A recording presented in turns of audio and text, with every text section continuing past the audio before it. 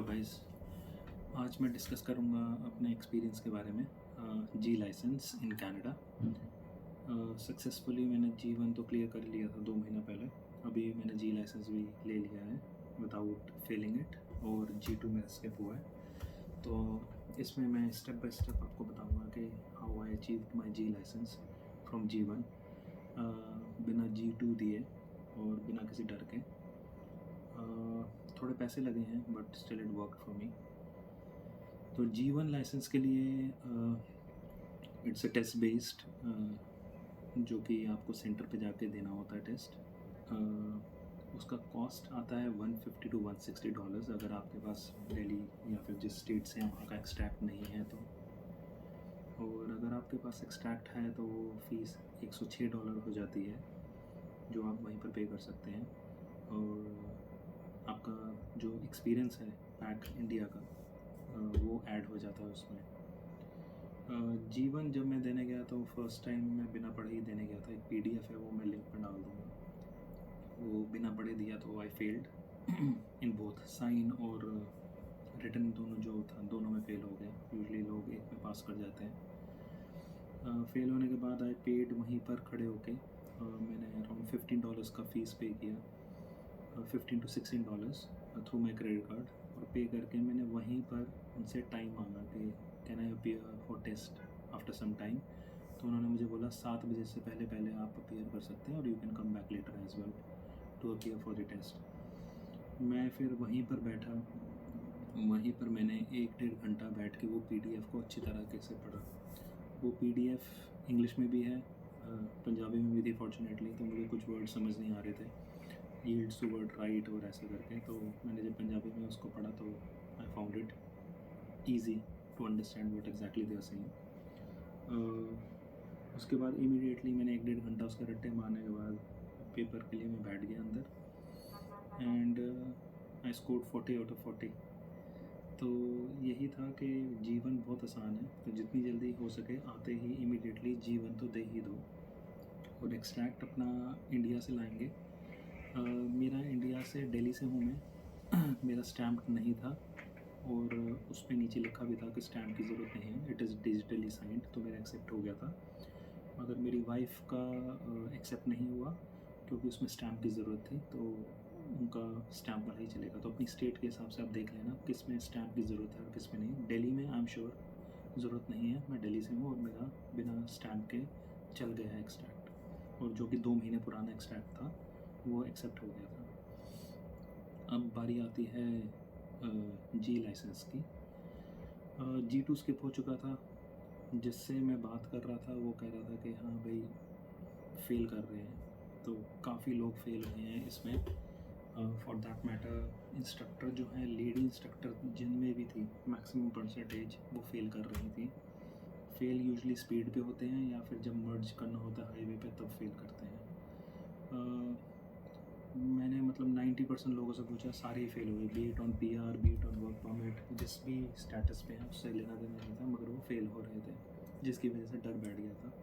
क्योंकि it is not about कि fail होना, फेल हो गए तो आपको पूरा स्टेप दोबारा से लेना है, इन विच आपको जी2 देना पड़ेगा और फिर जी लाइसेंस देना पड़ेगा, एंड यू हैव टू पे द फीस एज वेल। तो जो डर था वो फेल होने से ज़्यादा पैसों का था, क्योंकि lot of money is involve in it.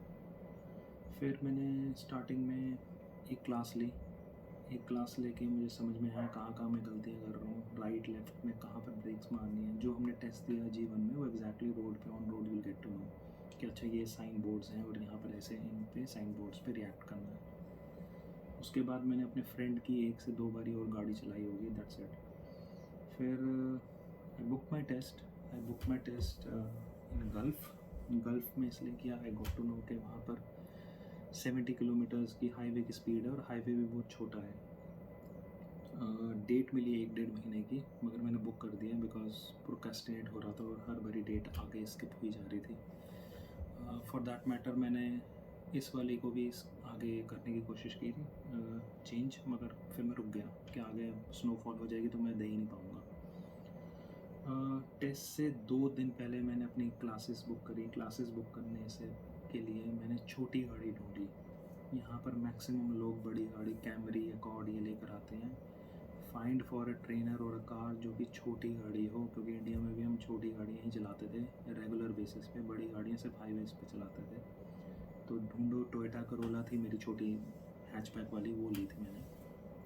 उससे पहले 1 महीने तक मैं गल्फ़ के रूट यूट्यूब पे डेली देखता था कि जो मैं आपको लिंक डाल दूँगा यूट्यूब के नीचे, जिनको मैं फॉलो करता था उनको मैं डेली रूट्स को देखता था कि कहाँ पर क्या गलतियाँ हो रही हैं, कैसे फॉलो करना है, इंस्ट्रक्शन कैसे दे रहा है। कभी मैंने ब्रैम्पटन के रूट देखे, कभी मिसिसागा के देखे, मगर गल्फ़ के मैं एवरीडे देखता था क्योंकि वहाँ का मेरा टेक्स्ट बुक था। फिर मैंने यहाँ से क्लासेस 2 बुक करी।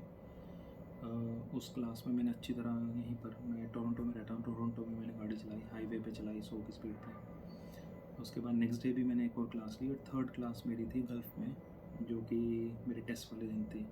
मॉर्निंग में अराउंड 11 से 12 बजे के करीब का टेस्ट बुक करना। वहाँ रोड सबसे ज़्यादा खाली होती है, ना स्कूल बस होगी, ना ट्रक चल रहे होंगे, कुछ नहीं होगा, बस खाली रोड होगी। तो आपका ध्यान सिर्फ टेस्ट पे रहेगा। मेरा इंस्ट्रक्टर, जो मैंने गाड़ी बुक करी थी, उसने मेरा मॉक टेस्ट भी लिया गल्फ़ में जाके। एक चीज़ अच्छी थी, बाकी लोग नहीं दे रहे थे, though I paid more money to him, मगर उसने मेरे को वहाँ पर 1 घंटा वहाँ भी गल्फ़ में भी गाड़ी चलवाई उसी रूट पे। उसके बाद हम टेस्ट सेंटर के अंदर गए। टेस्ट सेंटर 12:15 का मेरा टाइम स्लॉट था, मैंने बुक किया। बाहर जाते ही मेरा जो क्या कहते हैं instructor, he came to me. Light check करते हैं, लेफ़्ट राइट हॉर्न, ये सब चेक करेंगे, सीट बेल्ट चेक करेंगे। उसके बाद आपके साथ वो बैठ जाएगा, आपसे कुछ क्वेश्चंस पूछेगा, क्वेश्चंस रिलेटेड कि कितनी बारी आपने गाड़ी चलाई है पिछले 3-4 महीने में। तो आई टोल्ड हिम कि 40 टाइम्स, वो हम एंटर भी करते हैं सिस्टम में कि 40 टाइम्स मैंने हाईवे पे चलाई है गाड़ी। And then the test begins. Again वहाँ फिर से लेडी इंस्ट्रक्टर भी थी, तो भगवान का नाम लेना कि कोई भी लेडी इंस्ट्रक्टर आपके टेस्ट में ना आए, क्योंकि मैक्सिमम चांसेस हैं वो फेल करती हैं। I don't know. तो मेरा वॉज अफ्रीकन और Caribbean, but he was a young chap जिसने मेरा टेस्ट लिया। टेस्ट शुरू होते ही मैंने अपनी गाड़ी, मेरे आगे साथ साथ एक और टेस्ट चल रहा था, तो we did around hardly 10 minute का टेस्ट हुआ होगा। I followed everything rigorously. Highway पे मर्जिंग, राइट लेफ़्ट सब किया, ध्यान रखा। स्पीड 70 की जो थी, और जो 40 इसकी गलियों के अंदर थी, और जो नॉर्मल स्पीड 50 रहती है वो पार ना हो, स्टॉप साइन पे पूरा स्टॉप हो, वो पूरा फॉलो करके चलता रहा। 10 मिनट बाद व्हेन आई गॉट बैक, तो द न्यूज़ वॉज कि हाँ मैं पास कर गया हूँ। उसने मुझे एक फ़ीडबैक दिया कि रेड लाइट पे मुझे राइट लेफ़्ट, जो कि मैं नहीं चेक कर रहा था, मुझे चेक करना है हर तरफ, otherwise everything was fine. G test pass होते ही इमीडिएटली मैं टेस्ट सेंटर के अंदर गया, और वहाँ पर मुझे एक पेपर इशू कर दिया उन्होंने, which is valid for 90 days, और जो मेरा जी लाइसेंस नया है वो मेरे अपने एड्रेस पे आ जाएगा। That was the whole story. The point is डरना नहीं है। मेन सारी कहानी आती है डरने की। डरना नहीं है, पैसा बहुत इन्वॉल्व है ओवरऑल।